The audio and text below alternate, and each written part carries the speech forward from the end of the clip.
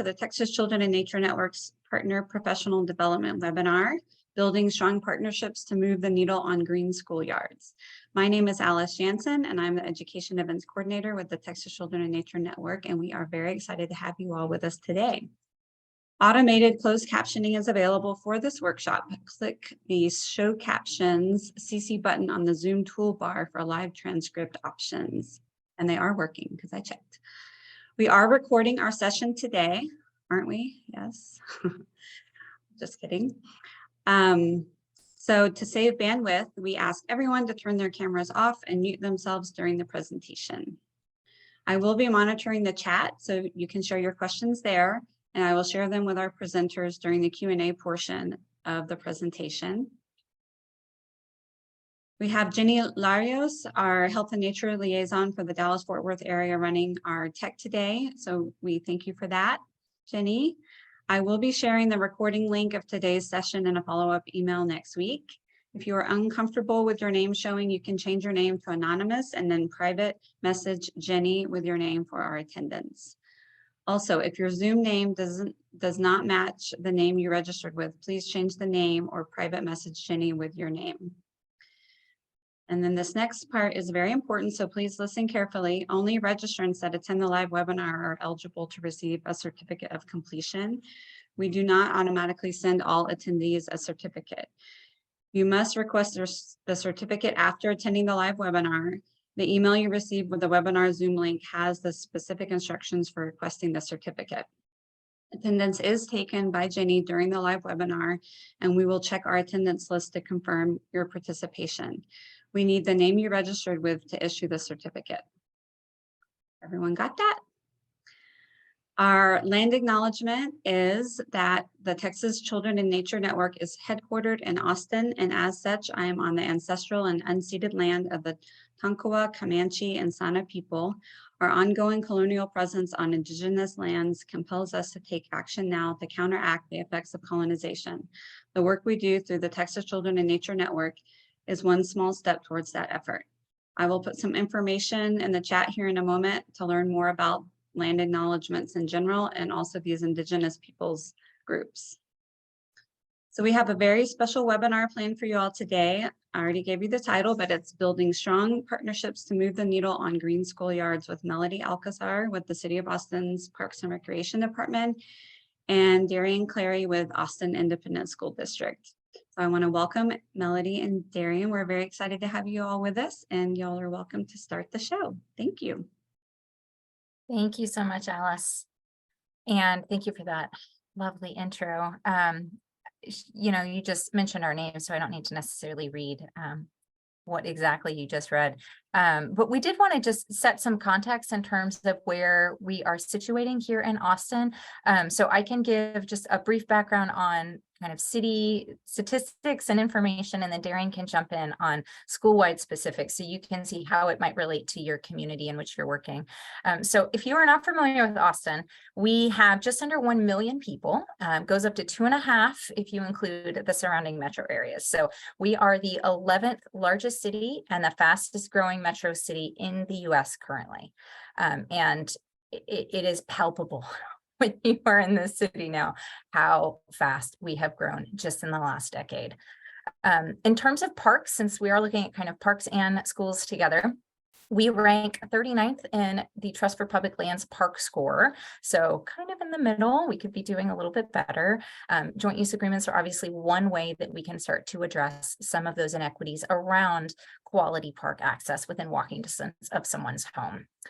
The Parks Department here in Austin has 348 parks, so fairly large system, 21 of which are joint use. And so we'll cover what that means in terms of how it relates to our agreement between the city and the school district. And in terms of land use, the Parks Department itself has about 20,000 acres. AISD has 147,000. So the school district is one of the largest landowners in the city. And so that is another crucial reason on why these park and school partnerships are so important. As some of the biggest landholders, we really make a lot of decisions and how it relates to how children and families connect to nature on a day-to-day basis. Great. I think I'm up next. So I'll share a little bit about AISD, and then we can jump into the partnerships that we're all here to talk about. So Austin Independent School District has been around for a while. It was established in 1881, and it's the 8th largest school district in Texas. We have 114 schools and 17 athletic or other facilities like our Performing Arts Center. We have about 73,000 students, about 5,500 teachers, and about another 5,500 staff.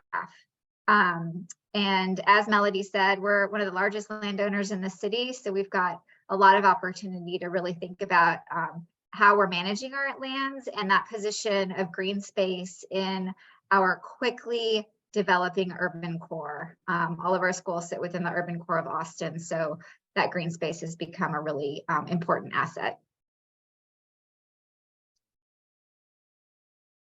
We will get into kind of the specifics of our joint use agreement. But before that, we really wanted to provide some context into how our city has been able to move forward with our Green Schoolyard strategy. And that is, an integral relationship between our agencies. It definitely takes both of us working together constantly to make sure that we are achieving our goals. But we can we're not going to spend a lot of time on these timelines, really just high level wanted to display the fact that we have been working on nature connection, both at the school district level and at the city level for about 2 decades. So this is not something that's happened overnight. It has been a long journey, and we are continuing to chip away at how we strengthen our partnership to better connect children to nature. Melody, did you want to highlight any of the features on it or go to the next slides and then either way, if you want to pop up, I think those ESAC pieces are probably most important. Okay, let's talk about that. So I'll just start also with the beginning of time in 2004. AISD started integrating green building standards into new construction. And I put that in the timeline because that really paved the way for where we are now in a lot of ways. There's been a lot of other triggers that have happened, but that's where the construction management department and the facilities department really started owning what it meant to have a facility and have a site that you plan well, and looking at their influence on infrastructure and what that can mean for the educational environment, but of course, what's led now to this partnership with the Parks Department too. And then later we started the AISD, what has become the Environmental Stewardship Advisory Committee, which you'll hear us mention quite a few times throughout today's conversation. This is a group of really active and engaged community partners, agencies, staff, students, teachers, and we get together about 5 times a year and have some working groups that meet in the interim. And we talk about different items that are pressing and important to sustainability and environmental stewardship at the school district. So that's where a lot of the collaborations have been able to grow too, by having this network get together. And then also that group really advocated well for an environmental sustainability policy that really codified the importance of nature and access to our students. And then it also later the group advocated for the first sustainability staff position, which was in 2014 and then has grown since. So that's been a really good group to have partnerships form and then really push bigger district movement in the right direction.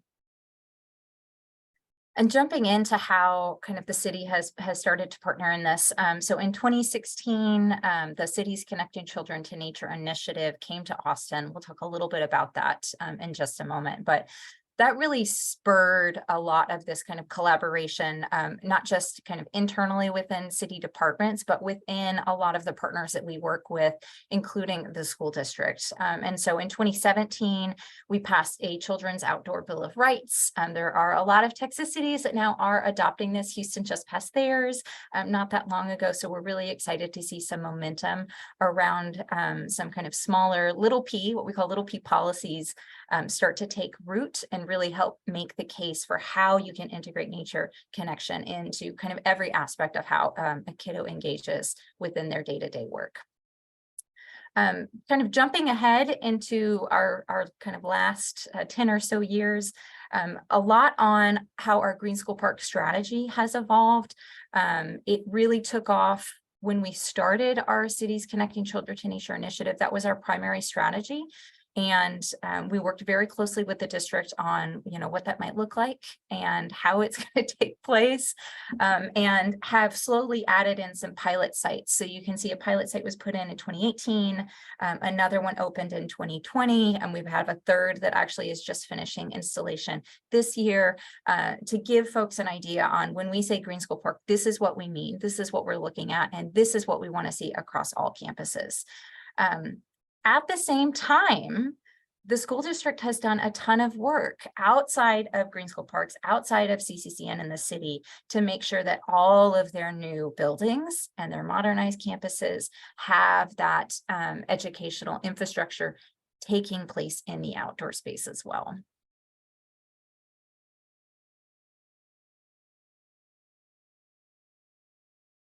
Yeah, I think we can go to the next slide. Excellent. So, yeah, to continue that thought, Melody, these are some of the initiatives we've done to really try to institutionalize outdoor learning and access to nature district-wide.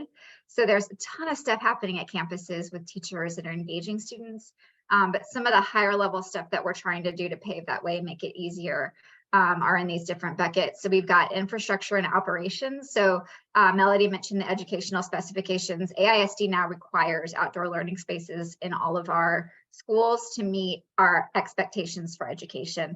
And so we have a pretty robust document that explains the types of outdoor learning spaces and then some features that are optional for a campus. This is very timely. Back in 2017, AISD passed, well, voters passed a large bond. And so we were able to build 19 new schools, and they all were built to these educational specifications with outdoor learning. Voters just passed in November another bond. So we've got about $2 billion worth of construction coming down the pike. So a lot of those new schools will be built with outdoor learning also. At the end of the presentation, we've got some links for you. And one of the links is an excerpt of our educational specifications in case you want to look at them. This also helped with the project development manual. That's just jargon for construction standards. So it's something that we give to all of our architecture and engineering firms when they're designing our campuses, and they have to adhere to them.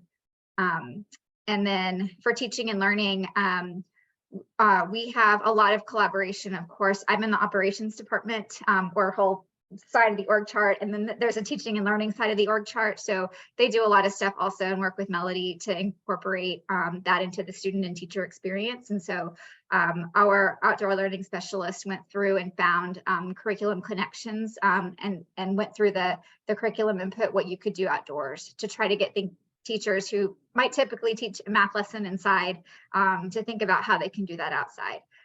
Just to give that boost. And then we also district-wide have a big tree program happening.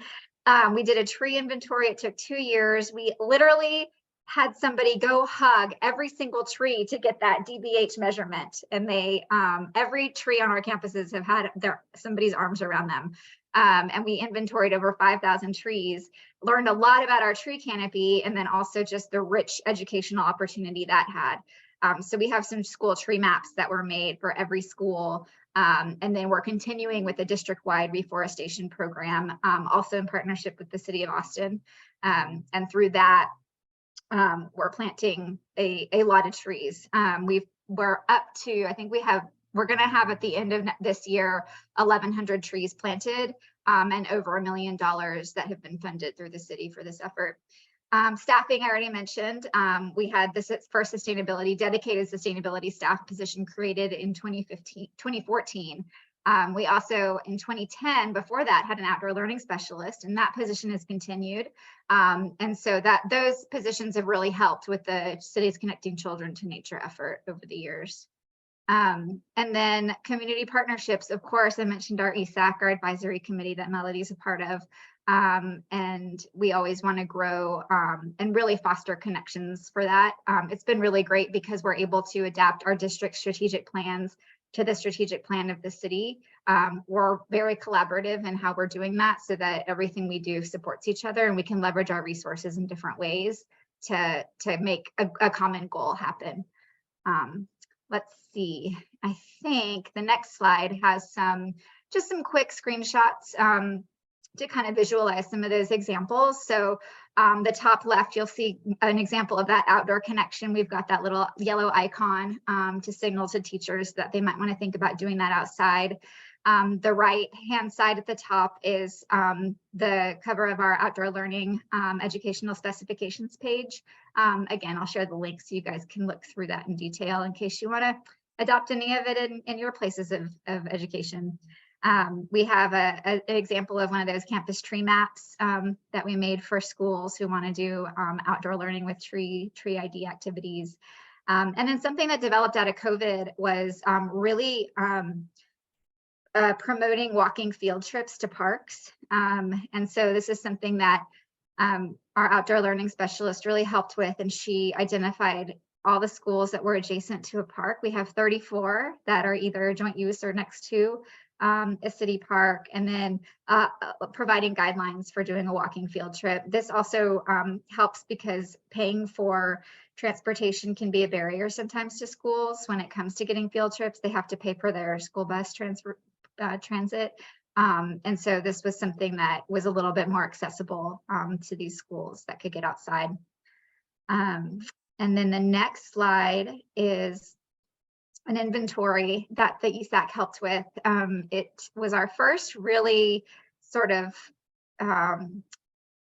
big, broader district-wide approach or attempt to understand all the nature-based learning features we had at our schools. And the reason at the time was to know where there were gaps, where there were kids that clearly weren't getting exposed to that because those features weren't available at their schools, which is one of it. Of course, having teachers who know how to teach in that space is another animal, but you got to have something to work with. So the ESAC members called schools and were able to compile a lot of data for us, which was great. This helps with our own school district and partner agencies to know where to provide support and training. If we see there's a lot of vegetable gardens out there, there's a lot of interest, it's like, okay, we need to boost up our support for that feature. We saw apiaries start to pop up. Folks are really interested in beekeeping. So we started meeting with the Travis County Bee Association to see what kind of support these schools might need. We were able to identify equity gaps. And then it's really useful for our construction management and grounds departments to know what features are at school. Sometimes a rain garden may not look like a rain garden to a grounds person. And so we're still working on that. That's still a big thing in development, but you got to know where these gardens are to even start. And then of course, to support our Green School Park efforts. And then incorporate these features also into our joint use agreement, the maintenance addendum, which we're going to talk about too. All right, so Darren gave a great overview on a lot of the district efforts that have happened kind of to date.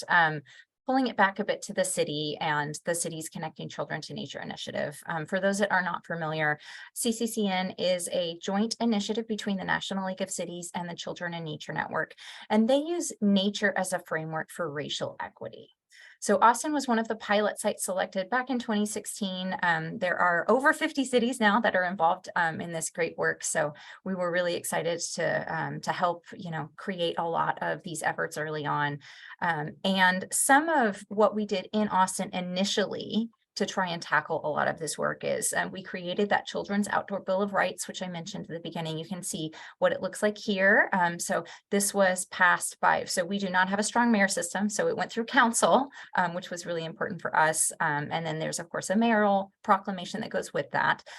But you can again see how AISD is one of those key signatories at the bottom. And there were a lot of folks that helped put this work together, but we really felt strongly that we needed to uplift the partnership again between the district and the city and the Parks Department, and having their logo on such an important document has been really important for us to say, you know what, we're doing this hand in hand. We are working together to make sure that children are able to do all of these things, whether that's at school or in a park or at your library, whatever the case may be.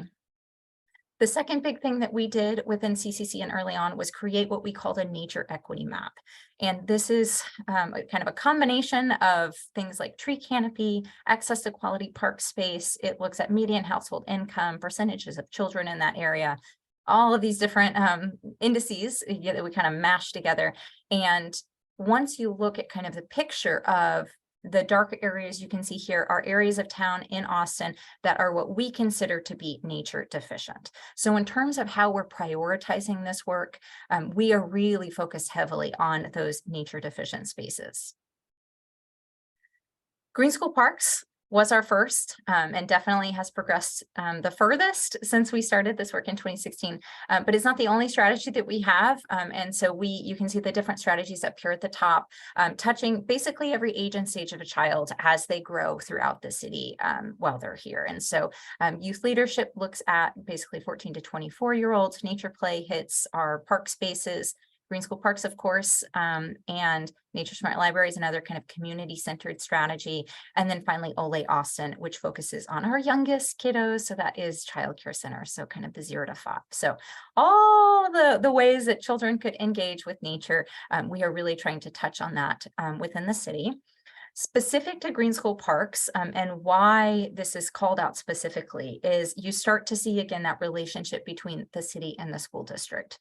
So there's a little dotted line that goes from parks to schools, and that's representing those joint use sites. So when we started this work, yes, we were focused on those nature deficient areas of town, but we as the city and the Parks Department were also most interested in those joint use sites. And it's because we have a lot more leeway with what can happen at those spaces. Because we co-own and co-manage that land, we have a say in what takes place. We can invest in what happens in those spaces. We've since expanded from there and could potentially talk about that if there's questions at the end. But in terms of kind of those pilot sites that we selected, really focused heavily on those joint use spaces. In terms of the other players with a lot of this work, you can see kind of who is called out here within the city, of course, the Parks Department, but we work also very heavily with our Watershed Protection Department.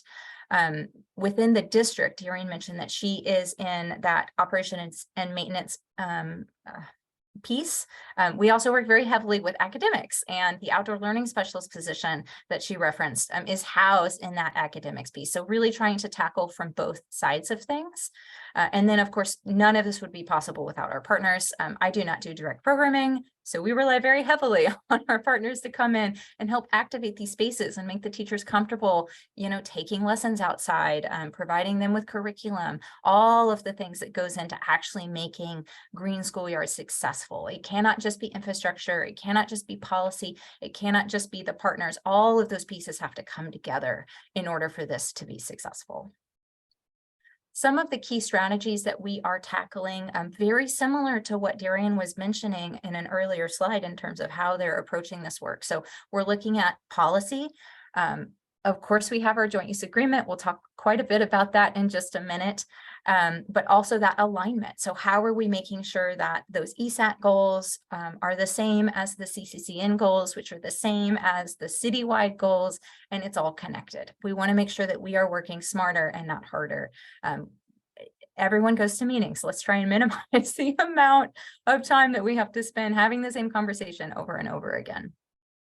In addition to that policy piece, infrastructure, of course, is a big element. The district has done so much with trying to address a lot of that. The city can come in and kind of supplement the sites that are not on that modernization list or with the pilot sites that we put in. And then finally, of course, the activation piece. So again, relying with our partners to come in and help with those training opportunities, with that curriculum development, so that the space that we've just installed is actually used by both the school and the community. And you can see just some examples of how this is actually showing up on sites. These are all pictures from actually all of them from, now that I'm realizing it, from Barrington. So our pilot Green School Park, which we'll look at in just a minute. So right in the middle, you can see an example of what green infrastructure looks like. So everything from ponds, Doreen mentioned apiaries, they really run the gamut now with the types of features that teachers want to engage with students in. You can see some students at the bottom having a reading lesson outside. So not just science, trying to get all of those subject areas into that space. We've got at the bottom on the other corner an activation effort. So that's from It's My Park Day. So a big citywide event where people go and show some love to their local parks. And you can see a big litter cleanup happening in this space. So trying to give back to an area. At the top, working with our partner Ps, partners in education, agriculture, and sustainability, to lead some of those lessons with students, try and provide some of that staff development for teachers. And then from the community perspective, so this is, they look like kiddos that are my kiddos' age. So littles, probably 3 to 5 year olds playing soccer or running in a herd towards the ball, if they're anything like mine.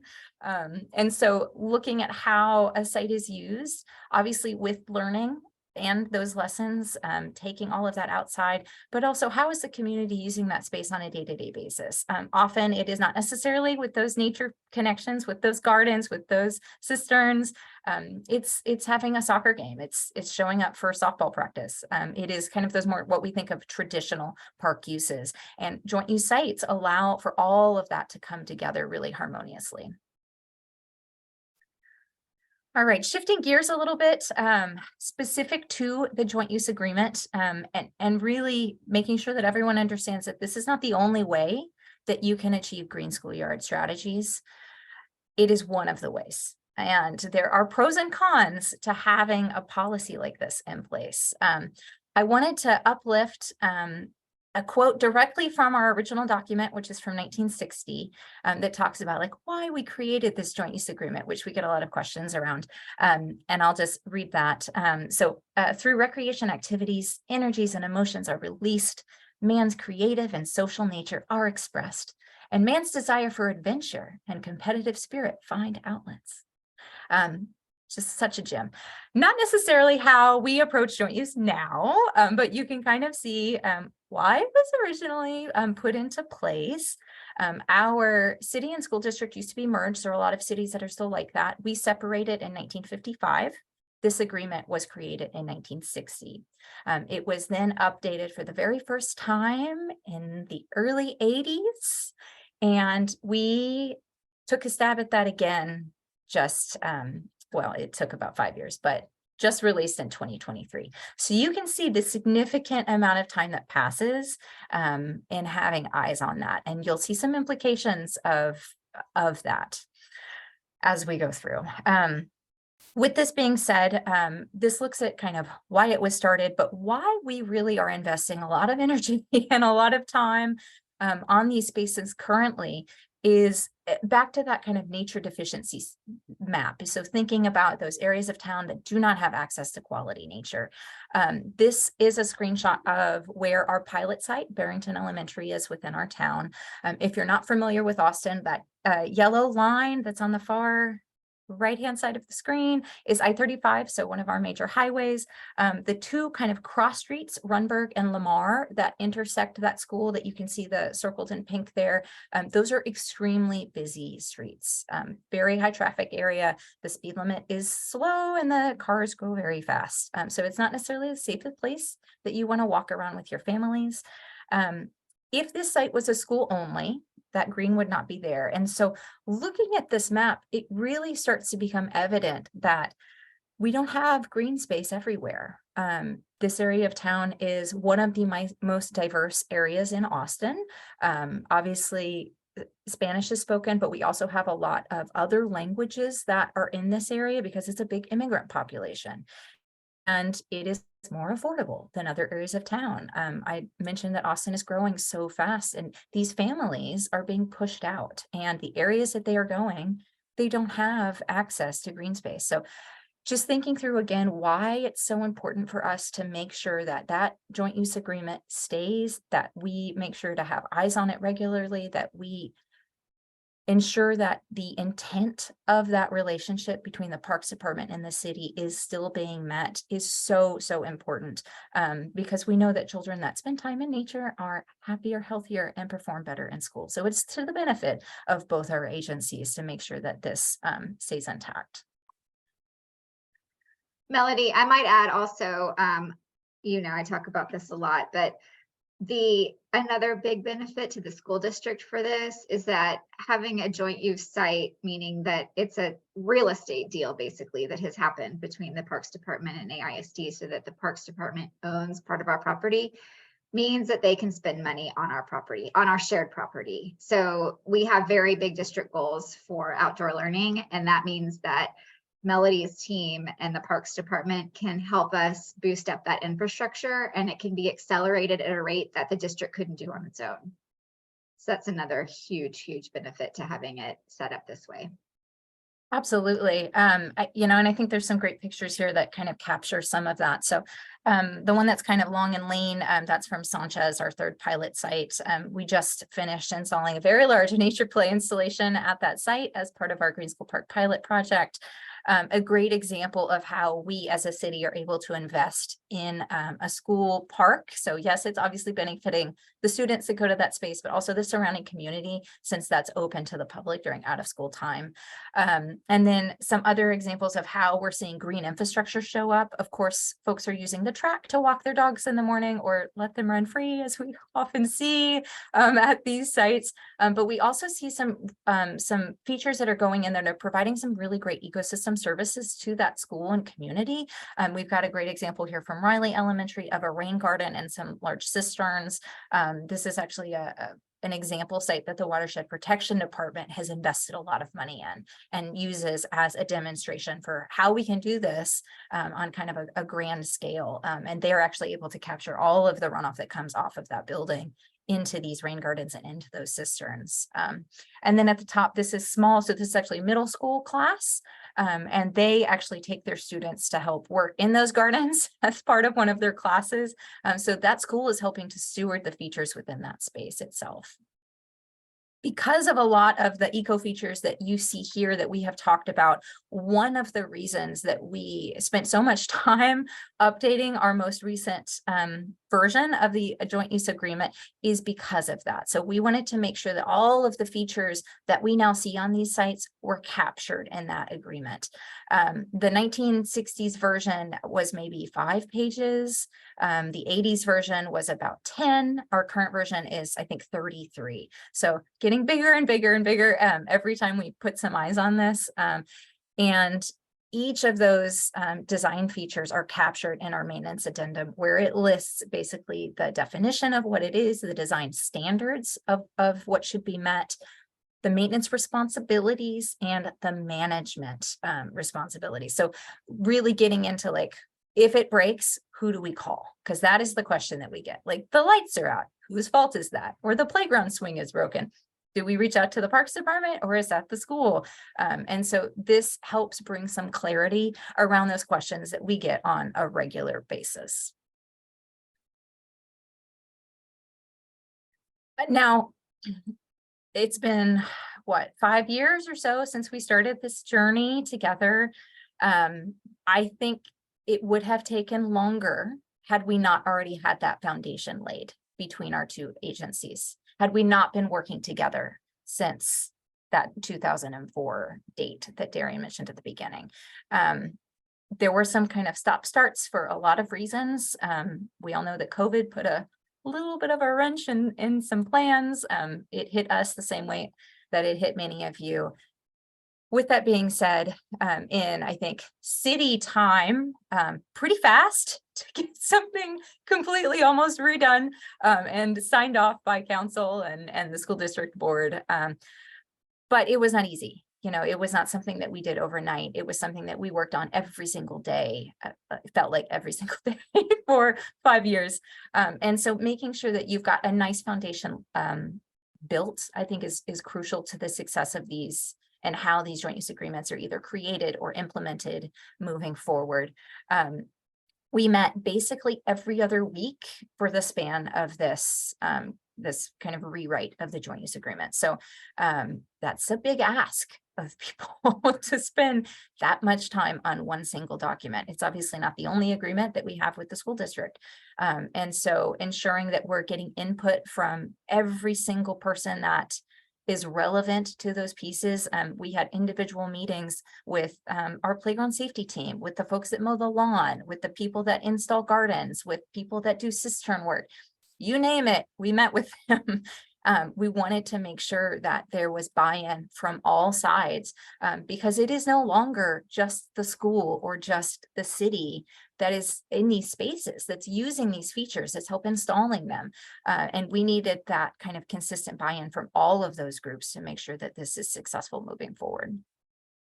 And Melody, I might add to that, since you're Yeah. talking about bureaucracies, one of the big impetus for us updating the plan, the joint use agreement, was because there was a lot of wording which Melody shared around the intent of it, but there was very little meat around the how of it. And so we actually found it was causing a lot of problems because nobody knew how to work together at these sites. And so we had to navigate these bureaucracies for 5 years to update it, with the hope that it's going to make it a lot easier to navigate bureaucracies moving forward, because of that addendum that we created, that says, basically, if you install it, you maintain it, but then has some agreement around design guidelines between the two agencies. And that's what a lot of those meetings were about.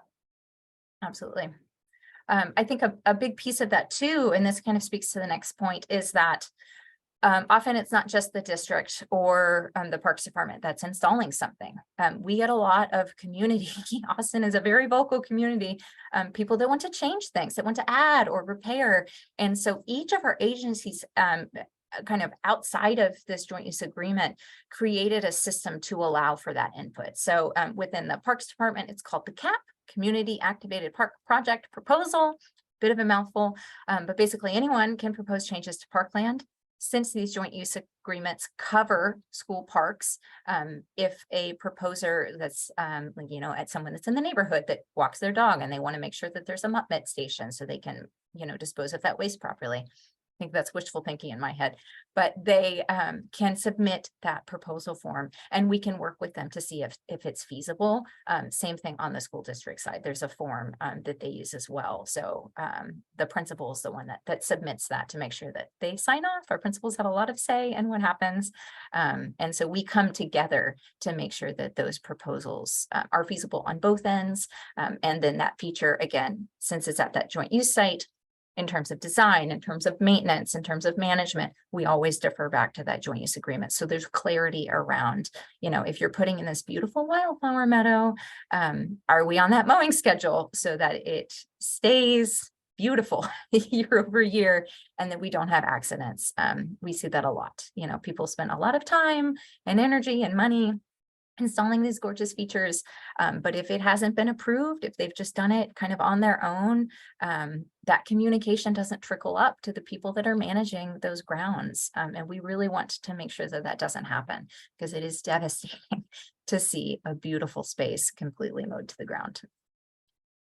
Point of contact, really crucial for our Green School Park committee that we have. We meet monthly.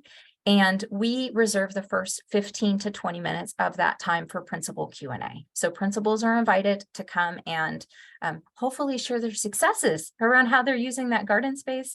It is 9 times out of 10 questions about being joint use, questions about being adjacent, issues with dogs, with unhoused populations, with vandalism, and being able to come to a person to have that conversation, a representative from both the district and the Parks Department and our partners, is extremely helpful. And those relationships, I think, take time to build. We know that just opening this up is not kind of the end all be all, but it has really, I think, cut down on a lot of the contention that happens between both our agencies, but also the trust in the district and the city. Having a person to go to with those concerns instead of, calling 311 and just leaving a message, that's not necessarily going to address concerns in the way that you wish that your concerns were addressed. And then my favorite references this picture. So we have a joint use policy, capital P policy. So there are consequences if we are not each meeting, what is outlined in that document. This is a picture from Barrington, again, our pilot Green School Park. The school is only open to the school from 7 a.m. to 4 p.m. From 4 p.m. to 10 p.m., those gates are open and the public is invited to use that as they would use any other park space. Our park adopter for that space sent us this picture. That's her watch. If you can't see, it reads 5:30 p.m. and there's a lock on that gate. So just because you have a policy in place does not mean that that policy is being implemented correctly at every single site. And gate access and park access comes up regularly. So we are constantly working with the schools, with the principals, with the community, to ensure that that agreement is being met on both ends, because it's definitely not one or the other. It is both sides that need to come together and make sure that we are implementing this in the way that we intended it to be implemented. Oh, yes. I see, Darian, your addendum note. So just to that last point, and feel free to jump in.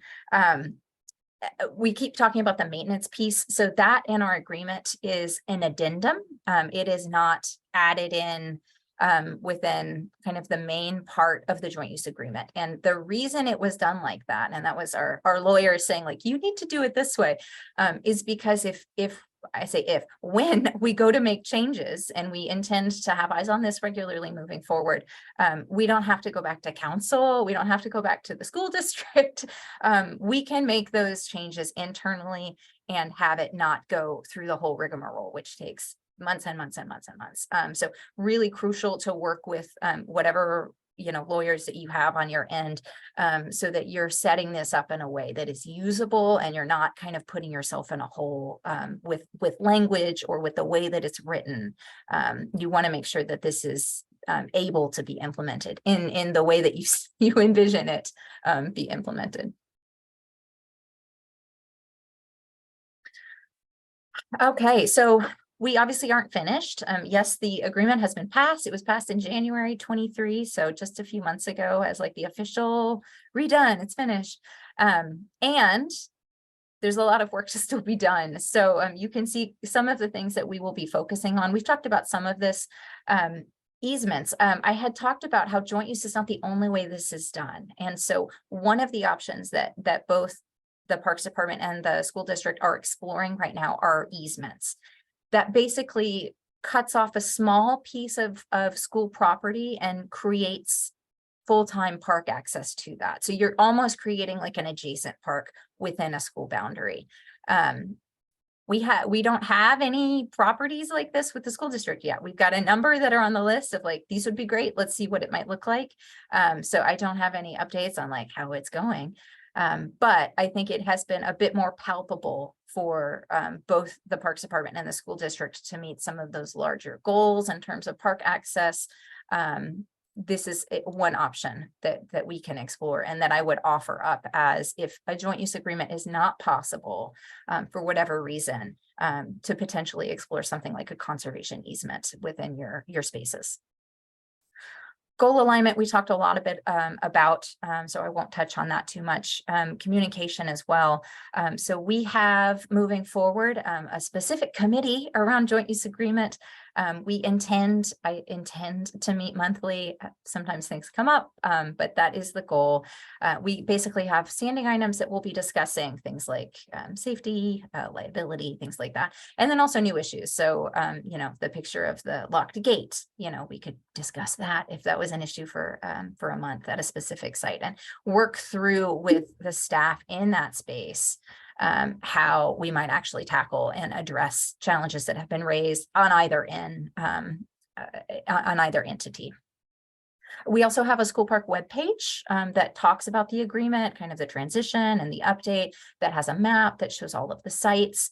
So trying to have some public facing information around this, which we have never had before, be more transparent about what this looks like and how you manage these spaces, a point of contact that the public can go to with questions. So how are we making sure that we are communicating out, all of this work that has happened?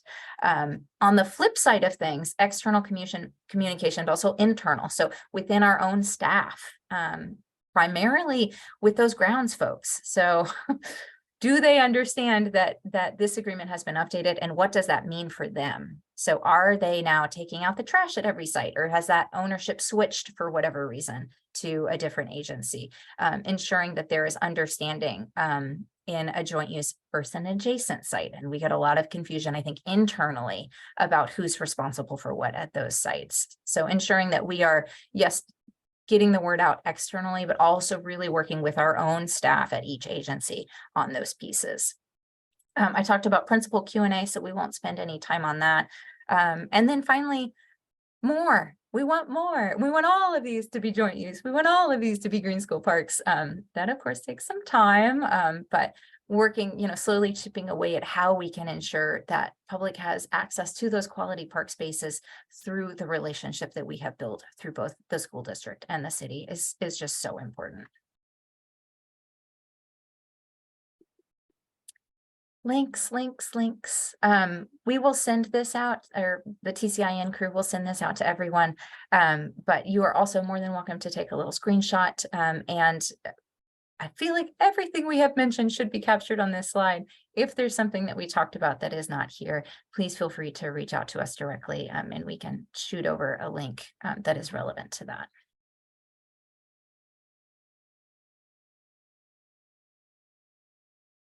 And should you need to contact us, here's our info.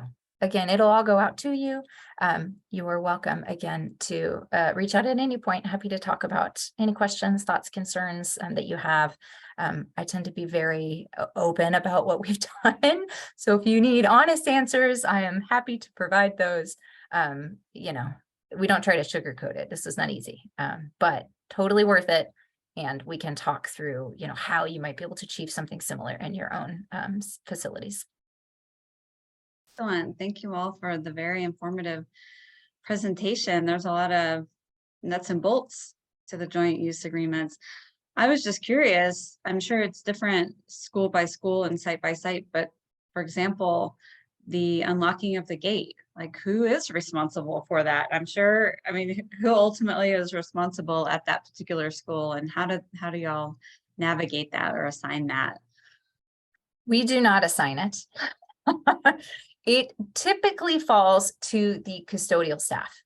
Okay. That is generally who we see unlocking and locking those gates at the appropriate times. And it's because they are often the ones that are taking kind of that walkthrough of the grounds first thing, so that it's safe for when the kiddos come out into that space.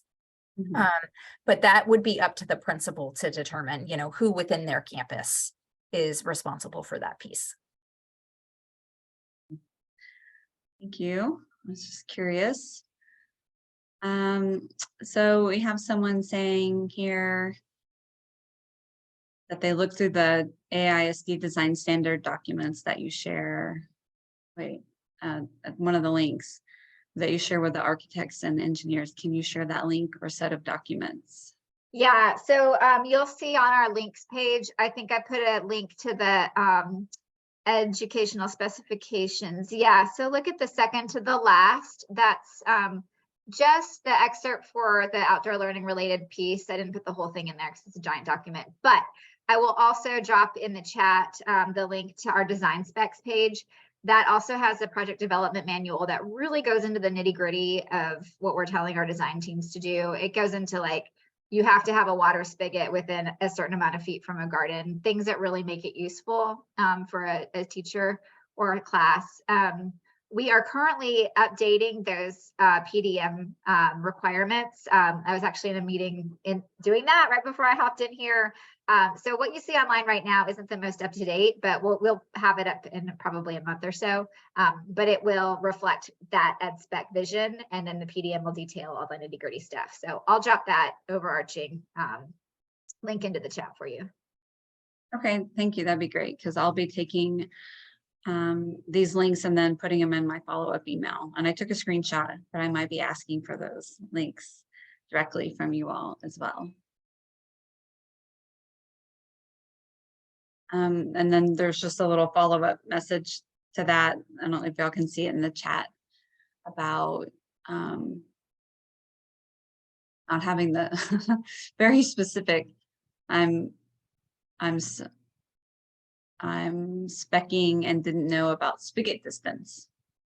So yeah, there that's you a go. big one. You'll want to be specific in that and not leave it open to interpretation.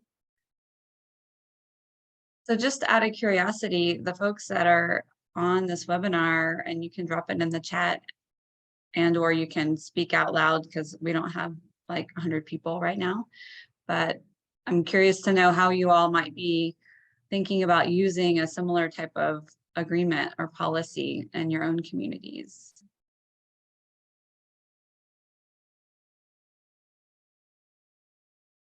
If at all. It seems like quite an undertaking. And congratulations for finishing the update, because that sounded massive. We had somebody at the Parks Department when this update started, and she said she's not going to retire till it's done. And I think she went ahead and retired. Before it was done, it was taking that long. Yeah, I don't blame her. I would like to say, though, Melody touched on a good point about how joint use agreement isn't the only way maybe to achieve this intent. And she's been really creative in how she's sort of adjusted her programming and the overarching goals of CCCN so that they can spend staff time and resources to help at our other sites too, because it's feeding into the larger community of Austin and larger CCCN goals. So I would say you can still achieve a lot without going through the formal process of becoming a joint use site and having that real estate deal. So I know that this part is a bit much sometimes with the joint use agreement. It is one way, it's not the only way. Melody, can you speak to that? Maybe just to give some examples to encourage people. Sure. So when we first started our Green School Park strategy, we fell to the children in nature kind of loose definition that basically says that it's kind of community driven and it's a hub and, you know, climate resiliency and space for learning and play, and very vague. And after going through our first couple of pilots, we realized very quickly that that was not enough for us as a city. I could not make a case to funders to say, like, can you put money towards this Thing. now everyone can come space. But once we defined what we meant by both a green school yard and a green school park, which for us are different, we could put some dollars behind that. And we could say, like, we're looking for all of our schools to have green stormwater infrastructure. So watershed, do you have funding that can come towards that? We're looking for, you know, trees to go into every site. So forestry, can you help us pay for that? And it was easy to make that, not easy, but it was easy to make that case in the sense that watershed and our forestry groups have their own goals to make sure that this infrastructure is across the city. So they don't really care that it's park space or not park space. So once those lines started to blur a little bit for us, and we took away the requirement of being a joint use site, we were very easily to make the switch to spend that time, that some funding in those spaces, because it was meeting goals of our partners that we were working with, both internal at the city and then also external, like community and environmental partners. Thank you for that. And then you have a note, Melody and Darian, in the chat. I can read it out loud if it's helpful. But we have Paige Oliviero.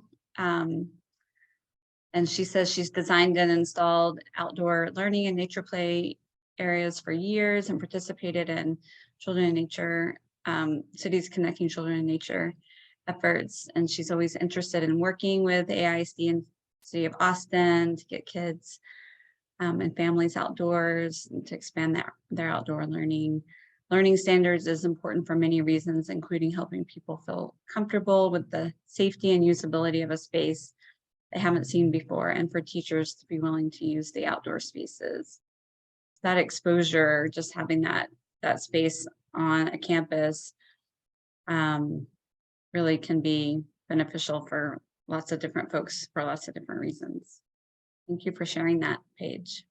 And I would have to give props to Paige because she and her team helped create our nature play guidelines that we now have at the city. So they were integral in putting that together with us.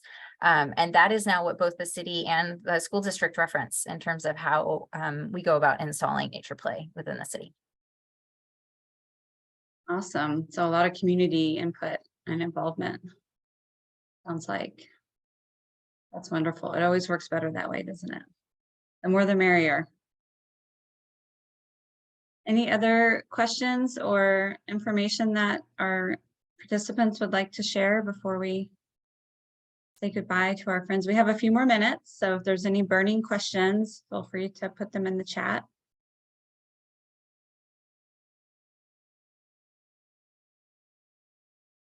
All right, well, there's definitely a lot of information to digest here. So we will be following up with the recording.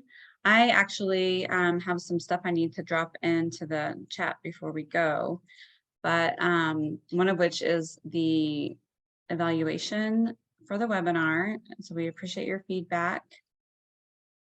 And we will also include the evaluation link and the follow-up, but it's always nice to get immediate feedback while it's still fresh in your minds. But I'll be sending the webinar follow-up email next week with all this information. And I also am going to drop in the chat our next webinar, which is with Melody again.